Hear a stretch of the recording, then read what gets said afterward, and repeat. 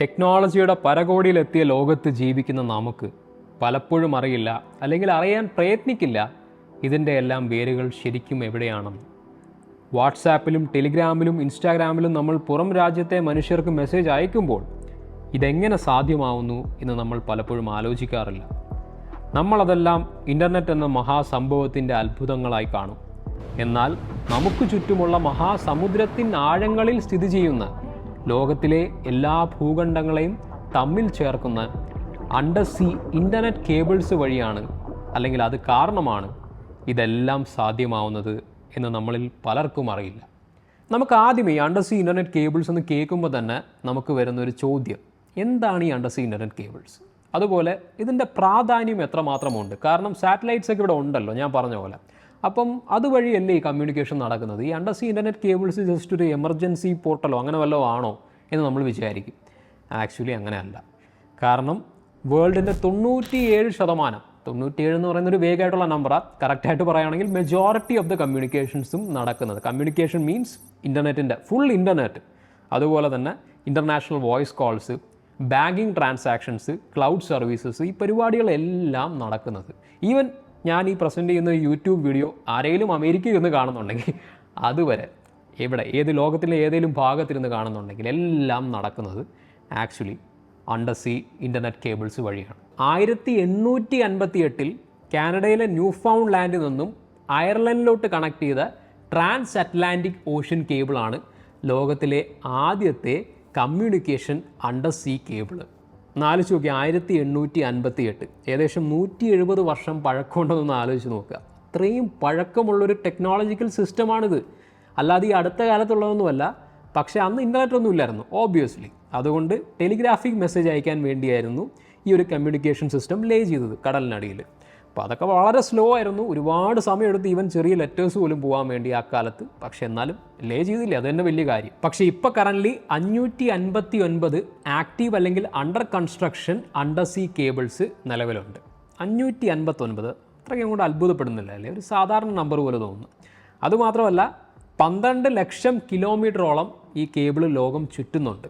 അപ്പോൾ അതും അങ്ങോട്ട് അത്ഭുതപ്പെടുന്നില്ല. 12 ലക്ഷം കിലോമീറ്റർ, വണ്ടി തന്നെ ചിലപ്പോൾ 50,000 1 ലക്ഷം കിലോമീറ്ററൊക്കെ എത്തുന്നു. പിന്നെയാണോ 12 ലക്ഷം kilometre?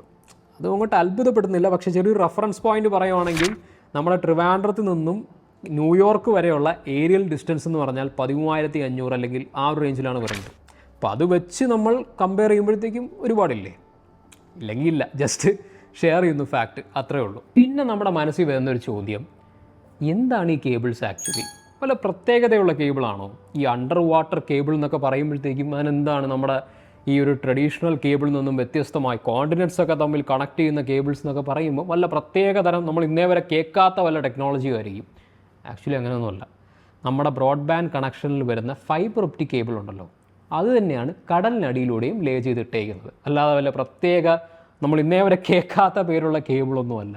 Same fibre optic technology തന്നെയാണ് അവിടെയും അപ്ലൈ ആവുന്നത്. ഈ ഫൈബർ ഒപ്റ്റിക് കേബിൾസിൻ്റെ സ്പീഡ് ഞാൻ എടുത്ത് പറയേണ്ട കാര്യമില്ലല്ലോ, ലൈറ്റ് സിഗ്നൽസ് ആണ്. അതുകൊണ്ട് ഒരു രക്ഷയില്ലാത്ത സ്പീഡാണ്. അത് പിന്നെ പുത്തരിയായിട്ടുള്ള നോളജ് ഒന്നുമല്ല. പക്ഷേ ഇപ്പം ലൈറ്റ് ആണെങ്കിലും നമുക്കിപ്പോൾ ഒരു ടോർച്ച് എടുത്ത് അടിച്ച് നോക്കിക്കഴിഞ്ഞാൽ, ദൂരോട്ട് അടിച്ച് നോക്കുമ്പോൾ അതിൻ്റെ ബീമിൻ്റെ സ്ട്രെങ്ത്ത് അങ്ങ് ഇൻഫിനിറ്റ് ഡിസ്റ്റൻസ് എത്തുമോ? ഇല്ലല്ലോ. ഒരു പോയിന്റ് കഴിയുമ്പോഴത്തേക്കും ആ സ്ട്രെങ്ത്ത് ഇങ്ങനെ കുറഞ്ഞുകൊണ്ടിരിക്കും അല്ലേ?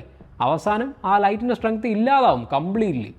സോ അതുപോലെ തന്നെയാണ് ഡാറ്റ ട്രാൻസ്മിഷൻ്റെ കാര്യത്തിലാണെങ്കിലും. അപ്പോൾ അത് പ്രിവെൻറ്റ് ചെയ്യാൻ വേണ്ടി ഈ ഒരു കേബിൾസിൻ്റെ സ്പെസിഫിക് ഇൻ്റർവെൽസിൽ റിപ്പീറ്റേഴ്സ് അല്ലെങ്കിൽ ആംപ്ലിഫയേഴ്സ് ഘടിപ്പിച്ച് വെച്ചിട്ടുണ്ട്. എപ്പോഴാണോ ഈ സിഗ്നലിൻ്റെ സ്ട്രെങ്ത്ത് കുറയുന്നത് അപ്പോഴത്തേക്കും ഈ ആംപ്ലിഫയേഴ്സ് ആ സിഗ്നലിൻ്റെ സ്ട്രെങ്ത്ത് ബൂസ്റ്റ് ചെയ്ത് ടാർഗറ്റ് ലൊക്കേഷനിൽ ഒറിജിനൽ സ്ട്രെങ്ത്ത് എന്തായിരുന്നോ അതേ രൂപത്തിൽ തന്നെ എത്തിക്കും. പിന്നെ കടലിനടിയിലൂടെ പോകുന്ന കേബിളല്ലേ, അതിന് എന്തുമാത്രം പ്രൊട്ടക്ഷൻ വേണം? കാരണം അത്രയും അൺഫേവറബിൾ ആയിട്ടുള്ള സിറ്റുവേഷനിലാണ് അത് ഇരിക്കുന്നത്.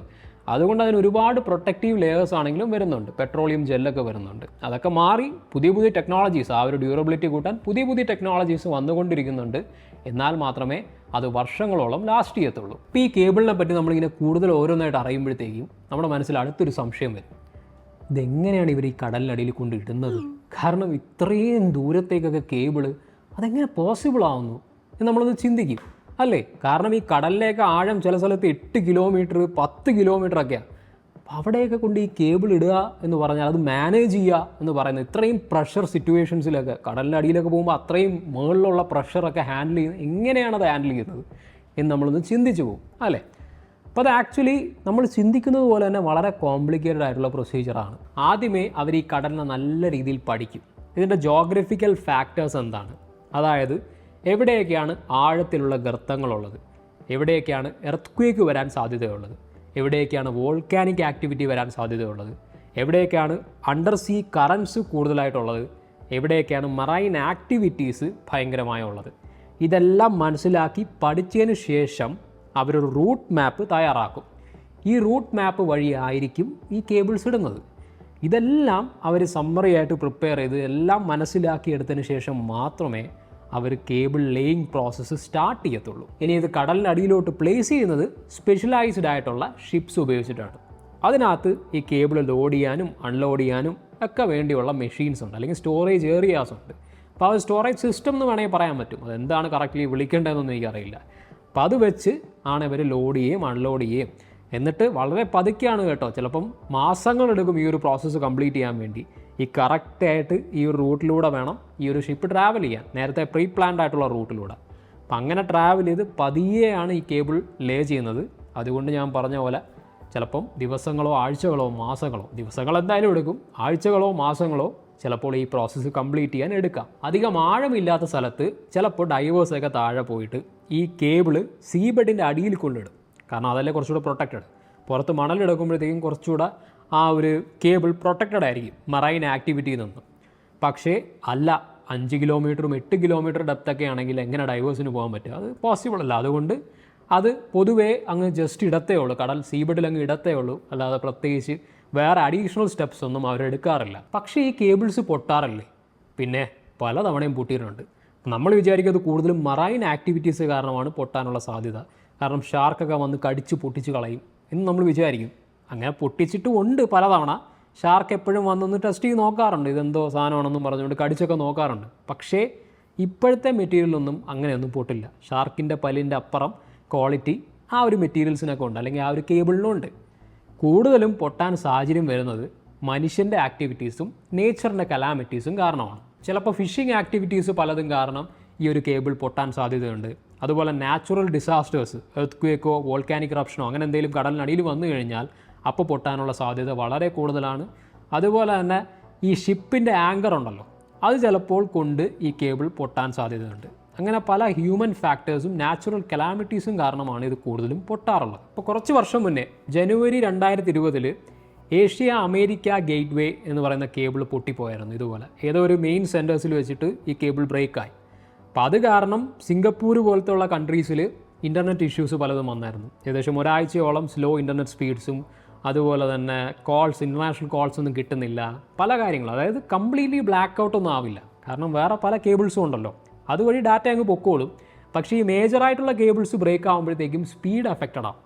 അതാണ് മെയിനായിട്ട് പ്രോബ്ലം വരുന്നത്. അതുകൊണ്ട് സ്ലോ ആയിട്ടുള്ള ഇൻ്റർനെറ്റ് സ്പീഡ്സ് ആയിരിക്കും, അതുപോലെ കോൾസിനൊക്കെ ഡിസ്റപ്ഷൻ വരാം, അങ്ങനത്തെ പ്രോബ്ലംസ്. കംപ്ലീറ്റ് ബ്ലാക്ക് ഔട്ടൊന്നും ഈ ഒരു കാലത്ത് വരാറില്ല ഒരു കേബിൾ പൊട്ടിയെന്നും പറഞ്ഞ്. ഇത് റിപ്പയർ ചെയ്യാനാണെങ്കിൽ അതിനേക്കാളും മെനക്കേടാണ്. കാരണം ഷാലോ വാട്ടേഴ്സൊക്കെ ആണെങ്കിൽ ഹ്യൂമൻസിന് പോയി റിപ്പയർ ചെയ്യാൻ പറ്റും ഒരു പരിധി വരെ.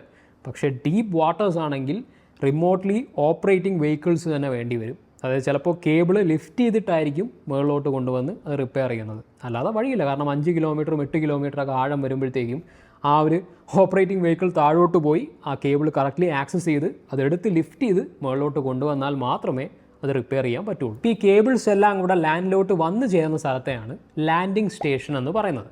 ഇപ്പോൾ നമ്മുടെ ഇന്ത്യയിലാണെങ്കിൽ ചെന്നൈയിലൊരു ലാൻഡിംഗ് സ്റ്റേഷനുണ്ട്, മുംബൈയിലൊരു ലാൻഡിംഗ് സ്റ്റേഷനുണ്ട്. അപ്പോൾ അവിടെ നിന്നാണ് ഡാറ്റ പുറത്തോട്ട് പോകുന്നതും പുറത്തുള്ള ഡാറ്റ അകത്തോട്ട് എത്തുന്നത്. അപ്പോൾ നിങ്ങളിൽ പലർക്കും ഉള്ളൊരു സംശയമായിരിക്കും, എന്തുകൊണ്ട് ഈ സാറ്റലൈറ്റ് കണക്ടിവിറ്റി മേജറായിട്ട് ഉപയോഗിക്കുന്നില്ല എന്നുള്ളത്. ചിലയിടത്തൊക്കെ മൈനറായിട്ട് ഉപയോഗിക്കുന്നുണ്ട്, പക്ഷേ ഒരു മേജർ ഇൻ്റർനെറ്റിൻ്റെ കേബിൾസ് പോലെ ഉപയോഗിക്കാത്തത് എന്തുകൊണ്ടെന്ന് നിങ്ങൾക്ക് തോന്നുമായിരിക്കാം. അത് ആക്ച്വലി സാറ്റലൈറ്റിൻ്റെ പോരായ്മകൾ കൊണ്ടാണ്.